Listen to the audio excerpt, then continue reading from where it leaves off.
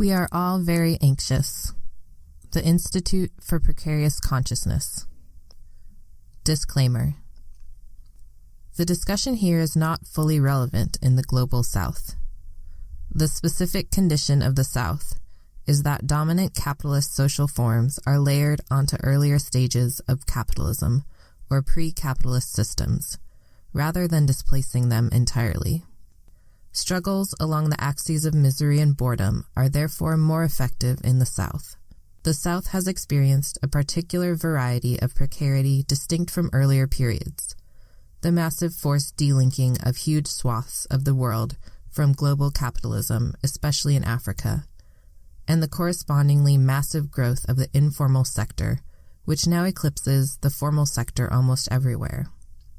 The informal sector provides fertile terrain for autonomous politics, as is clear from cases such as the city of El Alto, a self-organized city of shantytowns which is central to social movements in Bolivia, the Zapatista revolt leading to autonomous indigenous communities in Chiapas, and movements such as Abalali Basam Jondolo, an autonomous movement of informal settlement residents in South Africa.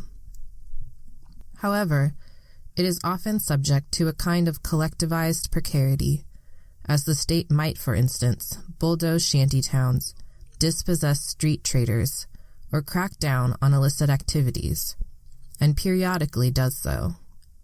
Revealingly, it was the self-immolation of a street trader subject to this kind of state dispossession which triggered the revolt in Sidi Bouzid, which later expanded into the Arab Spring. Massive unrest, for similar reasons, is also becoming increasingly common in China. It is also common for this sector to be dominated by hierarchical gangs or by the networked wings of authoritarian parties, such as the Muslim Brotherhood. 6 theses on anxiety and why it is effectively preventing militancy, and one possible strategy for overcoming it. 1. Each phase of capitalism has its own dominant reactive affect. Footnote 1. Affect, an emotion, bodily disposition, way of relating. End footnote. Each phase of capitalism has a particular affect which holds it together. This is not a static situation. The prevalence of a particular dominant affect is sustainable only until strategies of resistance able to break down this particular affect and/or its social sources are formulated. Footnote 2. When using the term dominant affect, this is not to say that this is the only reactive affect in operation. The new dominant affect can relate dynamically with other affects.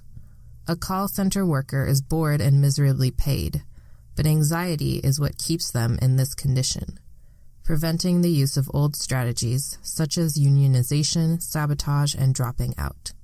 End footnote.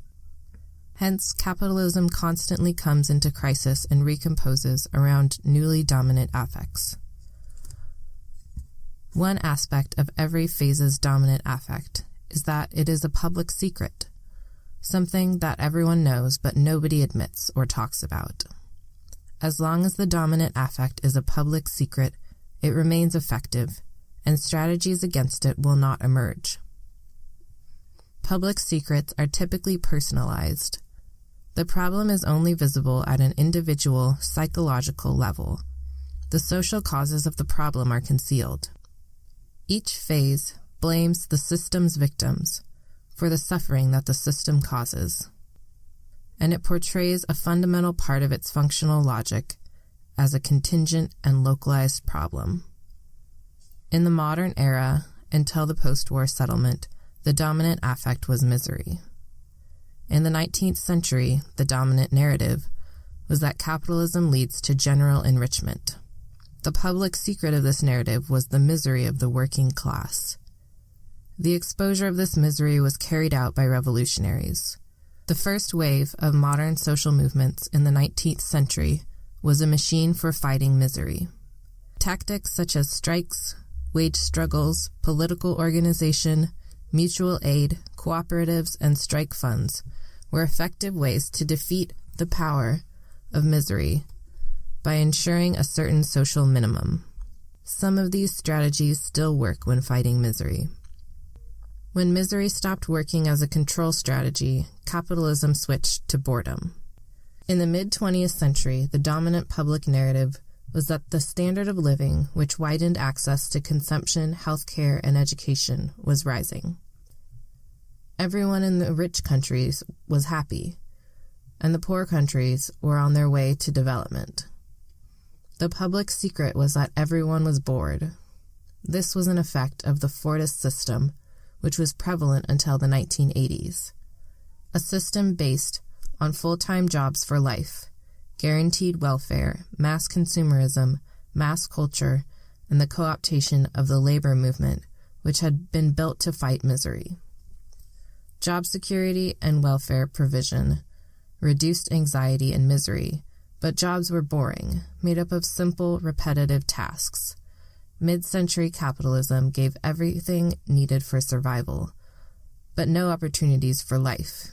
It was a system based on force-feeding survival to saturation point. Of course, not all workers under Fordism actually had stable jobs or security. But this was the core model of work, around which the larger system was arranged. There were really 3 deals in this phase, with the B worker deal, boredom for security, being the most exemplary of the Fordism-boredom conjuncture. Today, the B worker deal has largely been eliminated, leaving a gulf between the A and C workers, the consumer society insiders, and the autonomy and insecurity of the most marginal. 2. Contemporary resistance is born of the 1960s wave, in response to the dominant affect of boredom. If each stage of the dominant system has a dominant affect, then each stage of resistance needs strategies to defeat or dissolve this affect.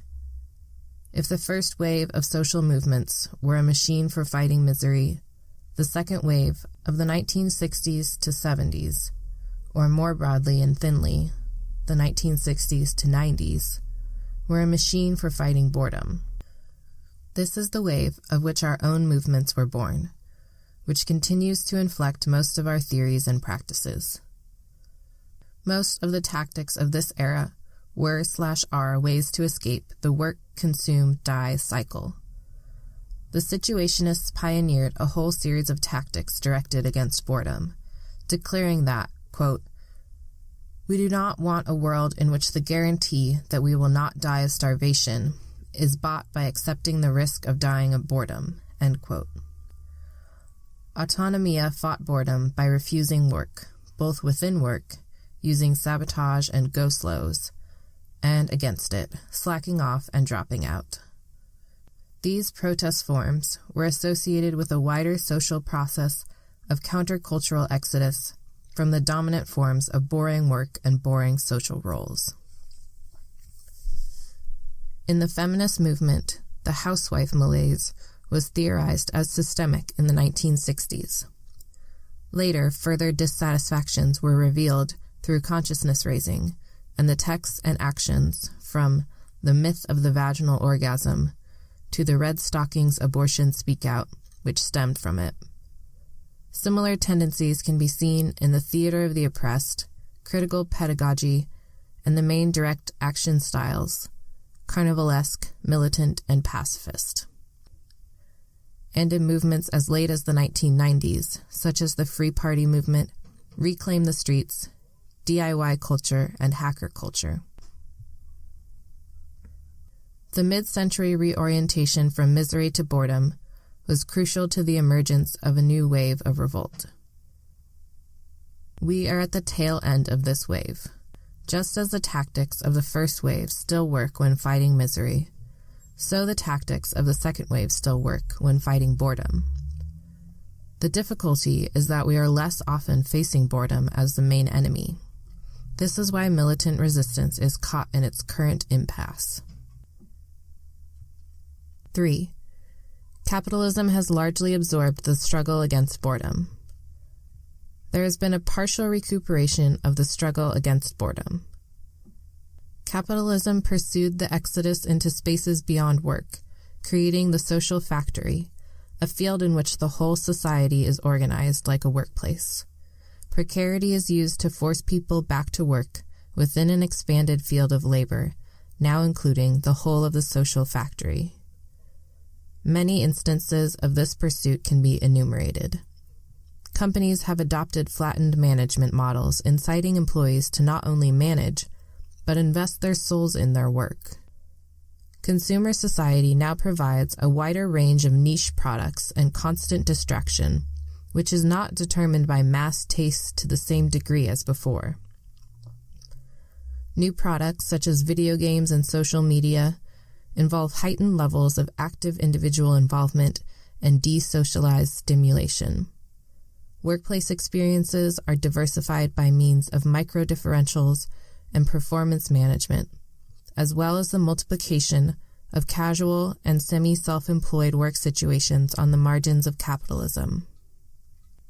Capitalism has encouraged the growth of mediatized secondary identities, the self portrayed through social media, visible consumption, and lifelong learning, which have to be obsessively maintained.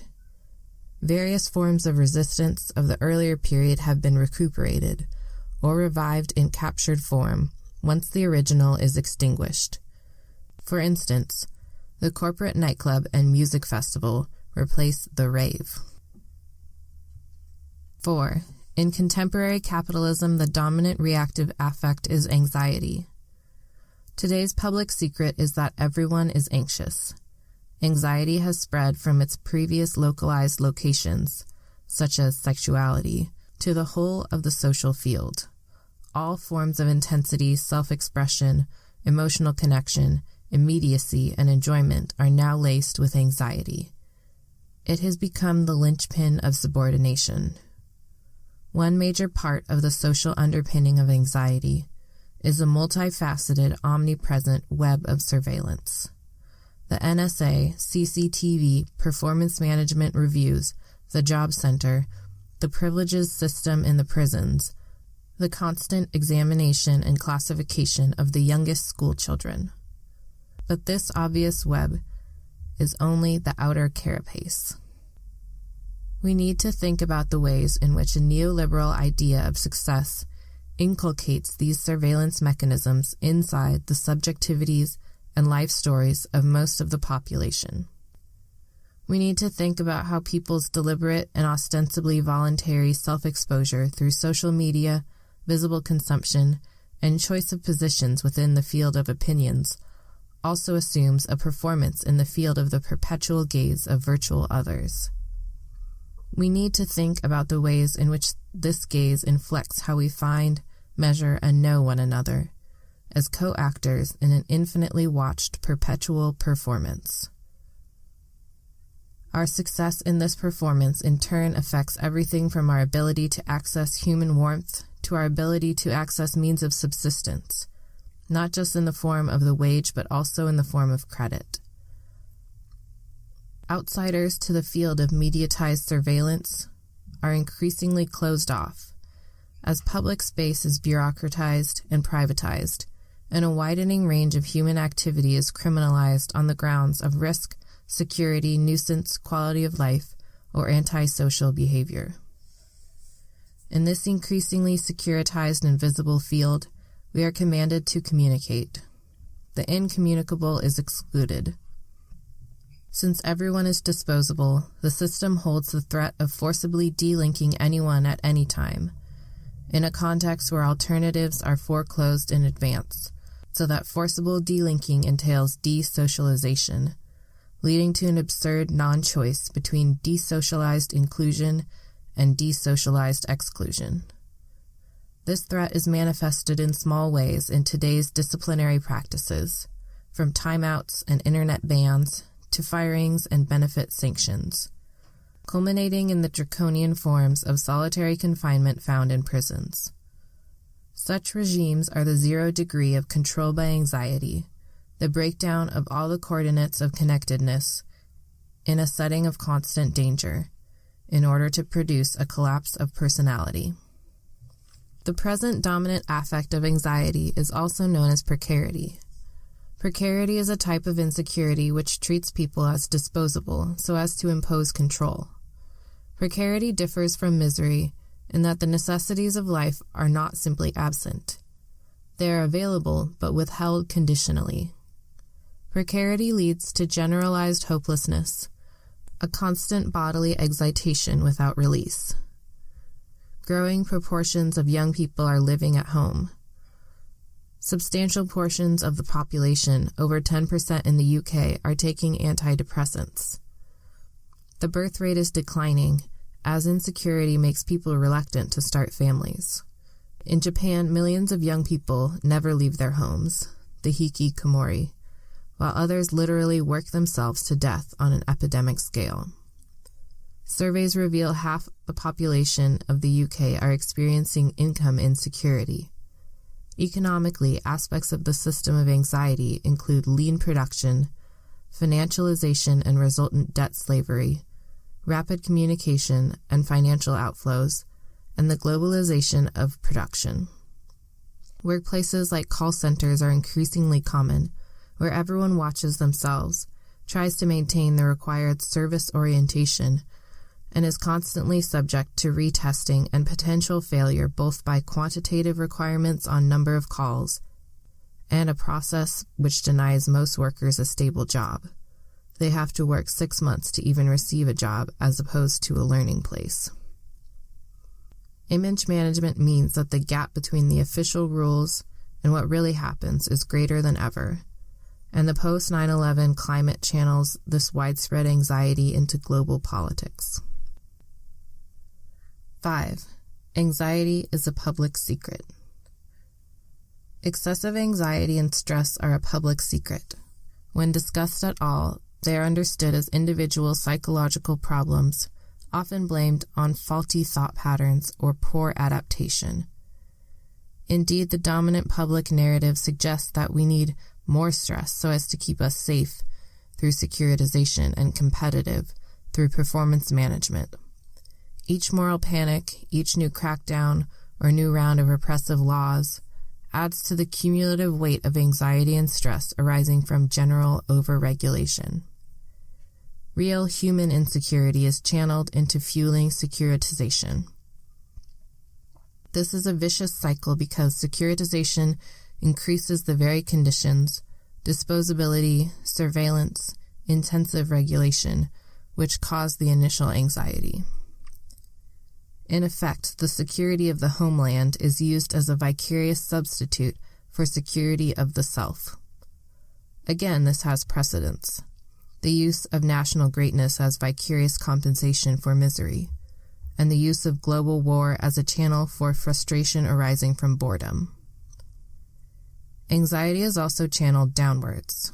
People's lack of control over their lives leads to an obsessive struggle to reclaim control by micromanaging whatever one can control.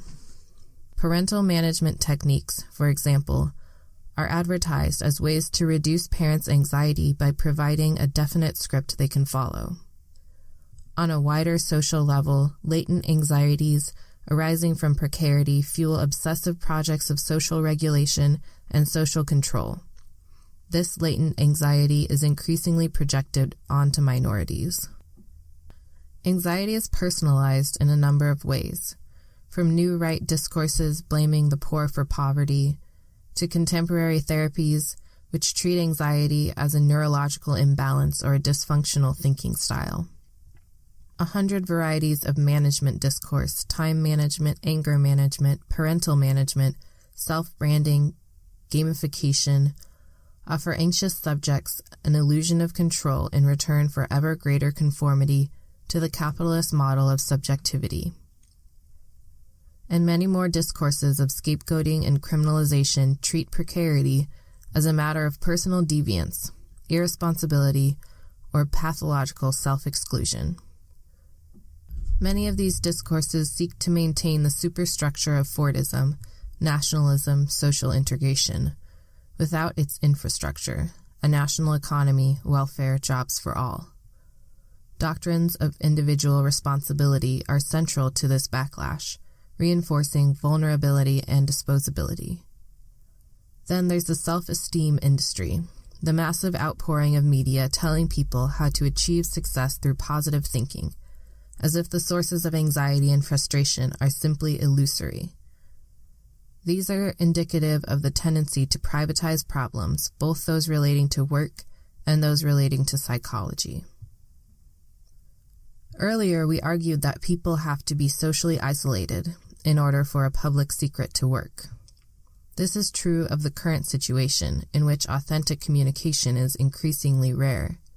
Communication is more pervasive than ever, but increasingly, communication happens only through paths mediated by the system.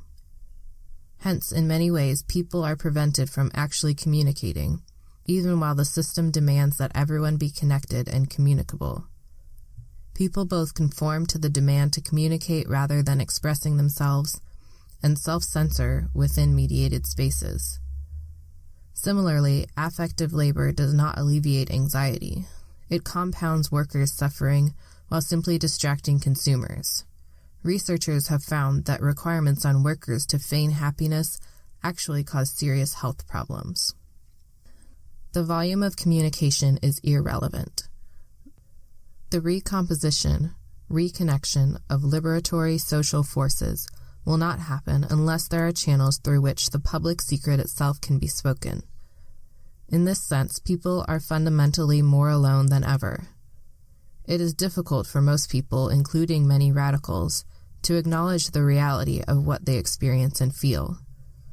Something has to be quantified or mediated, broadcast virtually, or for us to be already recognized as political, to be validated as real. The public secret does not meet these criteria, and so it remains invisible. 6. Current tactics and theories aren't working. We need new tactics and theories to combat anxiety. During periods of mobilization and effective social change, people feel a sense of empowerment, the ability to express themselves, a sense of authenticity and de-repression, or disalienation, which can act as an effective treatment for depression and psychological problems, a kind of peak experience. It is what sustains political activity. Such experiences have become far rarer in recent years. We might here focus on two related developments, preemption and punishment by process. Preemptive tactics are those which stop protests before they start, or before they can achieve anything. Kettling, mass arrests, stop and search, lockdowns, house raids, and preemptive arrests are examples of these kinds of tactics. Punishment by process entails keeping people in a situation of fear, pain, or vulnerability through the abuse of procedures designed for other purposes, such as keeping people on pre-charge or pre-trial bail conditions, which disrupt their everyday activity, using no-fly and border stop lists to harass known dissidents, carrying out violent dawn raids, needlessly putting people's photographs in the press, arresting people on suspicion, sometimes in accord with quotas, using pain compliance holds, or quietly making known that someone is under surveillance. Once fear of state interference is instilled, it is reinforced by the web of visible surveillance that is gridded across public space, and which acts as strategically placed triggers of trauma and anxiety. Anecdotal evidence has provided many horror stories about the effects of such tactics. People left a nervous wreck after years awaiting a trial on charges for which they were acquitted, committing suicide after months out of touch with their friends and family, or afraid to go out after incidents of abuse. The effects are just as real as if the state was killing or disappearing people, but they are rendered largely invisible. In addition, many radicals are also on the receiving end of precarious employment and punitive benefit regimes.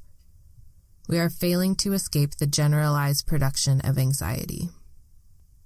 If the first wave provided a machine for fighting misery, and the second wave a machine for fighting boredom, what we now need is a machine for fighting anxiety. And this is something we do not yet have. If we see from within anxiety, we haven't yet performed the reversal of perspective as the situationist called it, seeing from the standpoint of desire instead of power.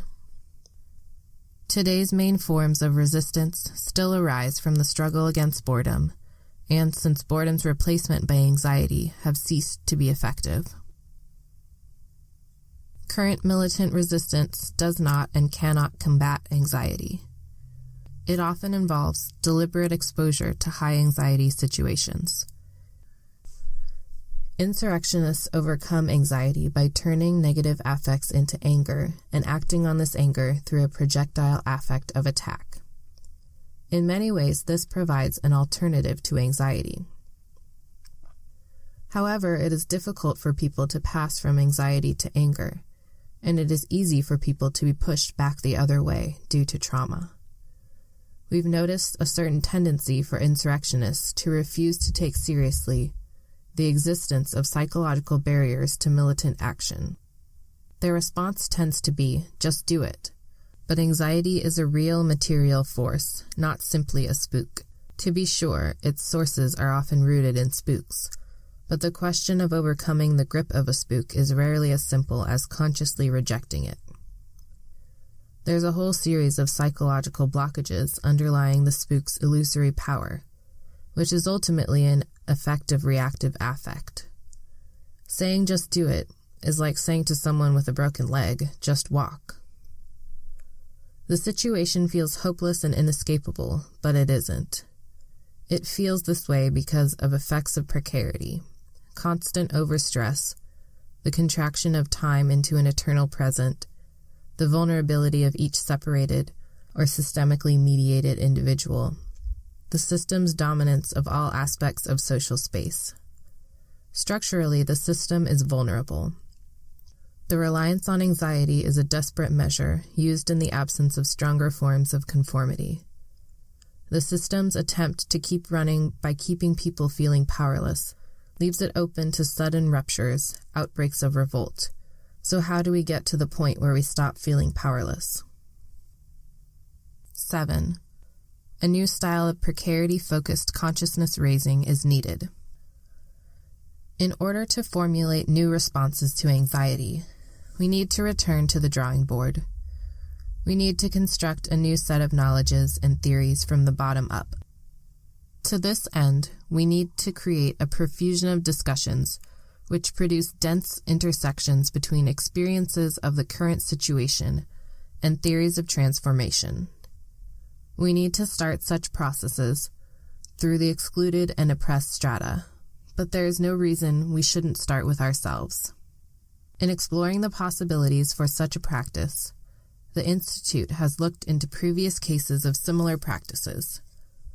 From an examination of accounts of feminist consciousness raising in the 1960s and 70s, we have summarized the following central features. Producing new grounded theory relating to experience. We need to reconnect with our experiences now, rather than theories from past phases. The idea here is that our own perceptions of our situation are blocked or cramped by dominant assumptions, and need to be made explicit. The focus should be on those experiences which relate to the public secret. These experiences need to be recounted and pooled, firstly within groups and then publicly. Recognizing the reality and the systemic nature of our experiences. The validation of the reality of our experiences is an important part of this. We need to affirm that our pain is really pain, that what we see and feel is real, and that our problems are not only personal. Sometimes this entails bringing up experiences we have discounted or repressed. Sometimes it entails challenging the personalization of problems. Transformation of emotions. People are paralyzed by unnameable emotions and a general sense of feeling like shit. These emotions need to be transformed into a sense of injustice, a type of anger which is less resentful and more focused, a move towards self-expression, and a reactivation of resistance. Creating or expressing voice. The culture of silence surrounding the public secret needs to be overthrown. Existing assumptions need to be denaturalized and challenged, and cops in the head expelled. The exercise of voices moves the reference of truth and reality from the system to the speaker, contributing to the reversal of perspective, seeing the world through one's own perspective and desires rather than the system's. The weaving together of different experiences and stories is an important way of reclaiming voice. The process is an articulation as well as an expression. Constructing a disalienated space. Social separation is reduced by the existence of such a space. The space provides critical distance on one's life, and a kind of emotional safety net to attempt transformations, dissolving fears. This should not simply be a self-help measure, used to sustain existing activities, but instead a space for reconstructing a radical perspective. Analyzing and theorizing structural sources based on similarities in experience. The point is not simply to recount experiences, but to transform and restructure them through their theorization. Participants change the dominant meaning of their experience by mapping it with different assumptions. This is often done by finding patterns in experiences which are related to liberatory theory, and seeing personal problems and small injustices as symptoms of wider structural problems. It leads to a new perspective, a vocabulary of motives, an anti-political horizon. The goal is to produce the click, the moment at which the structural source of problems suddenly makes sense in relation to experiences. This click is what focuses and transforms anger. Greater understanding may in turn relieve psychological pressures and make it easier to respond with anger instead of depression or anxiety. It might even be possible to encourage people into such groups by promoting them as a form of self-help, even though they reject the adjustment orientation of therapeutic and self-esteem building processes. The result is a kind of affinity group, but oriented to perspective and analysis rather than action. It should be widely recognized, however, that this new awareness needs to turn into some kind of action. Otherwise, it is just frustratingly introspective. This strategy will help our practice in a number of ways. Firstly, these groups can provide a pool of potential accomplices. Secondly, they can prime people for future moments of revolt. Thirdly, they create the potential to shift the general field of so-called public opinion in ways which create an easier context for action. Groups would also function as a life support system and as a space to step back from immersion in the present. They would provide a kind of fluency in radical and dissident concepts, which most people lack today. Anxiety is reinforced by the fact that it is never clear what the market wants from us, that the demand for conformity is connected to a vague set of criteria which cannot be established in advance. Even the most conformist people are disposable nowadays, as new technologies of management or production are introduced. One of the functions of small group discussions and consciousness raising is to construct a perspective from which one can interpret the situation. One major problem will be maintaining regular time commitments in a context of constant time and attentive pressure. The process has a slower pace and a more human scale than is culturally acceptable today. However, the fact that groups offer a respite from daily struggle and perhaps a quieter style of interacting and listening which relieves attentive pressure may also be attractive. Participants would need to learn to speak with a self-expressive voice, rather than a neoliberal performance derived from the compulsion to share banal information, and to listen and analyze. Another problem is the complexity of experiences. Personal experiences are intensely differentiated by the nuanced discriminations built into the semio-capitalist code. This makes the analytical part of the process particularly important. Above all, the process should establish new propositions about the sources of anxiety. These propositions can form a basis for new forms of struggle, new tactics, and the revival of active force from its current repression, a machine for fighting anxiety.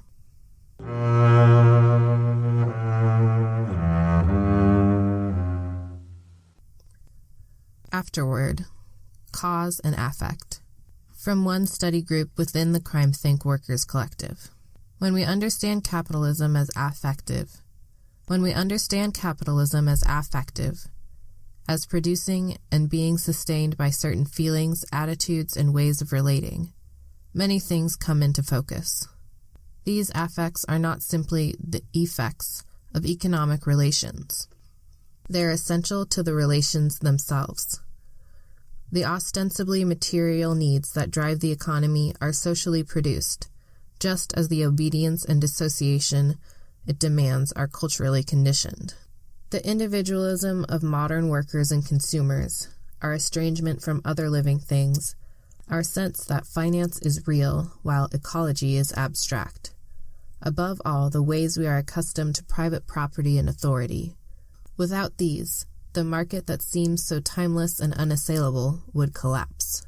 Attempting to understand the economy by following the stock market rather than starting from our lived experiences is symptomatic of the same disconnect that drives capitalism in the first place. Private sentiments and personal relations are no less fundamental than material conditions. We need language with which to discuss the affective conditions.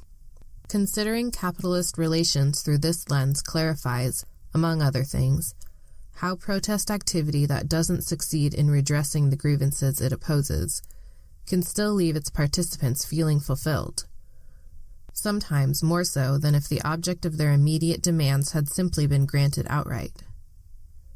We treasure the nights in the square together telling stories, the times we held our ground, more than the meager concessions we sometimes win.